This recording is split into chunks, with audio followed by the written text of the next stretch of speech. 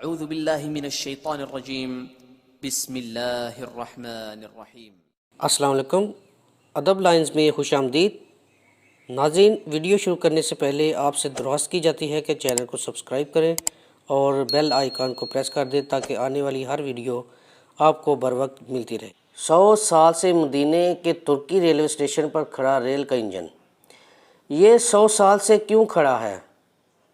خلافت عثمانیہ کے 34ویں خلیفہ عبدالحمید ثانی اپنے وقت کے بہت بڑے شاعر اور عاشق رسول صلی اللہ علیہ وسلم گزرے ہیں۔ آپ کے دور خلافت میں استنبول سے مدینہ شریف جانے کے لیے ٹرین سروس شروع کی گئی۔ آج بھی وہ ریلوے لائن مدینہ شریف میں بچھی ہوئی ہے اور ترکی ریلوے اسٹیشن کے نام سے مشہور ہے۔ اس زمانے میں ٹرین کا انجن کوئلے سے چلتا تھا۔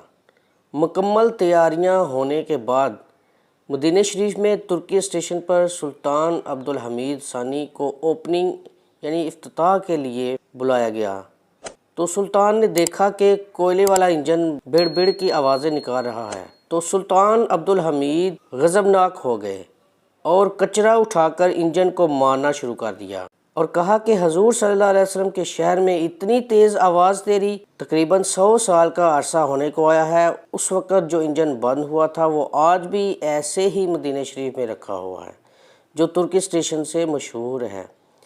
اس قدر ادب کہ وہ انجن کی بلند آواز کو بھی شہر رسول صلی اللہ علیہ وسلم میں پسند نہیں کرتے تھے، تو سوچو وہ اپنے محبوب سے کس قدر محبت فرماتے ہوں گے۔ یہ عشق تھا، یہ ادب تھا جو ان کے سینوں میں موجزن تھا۔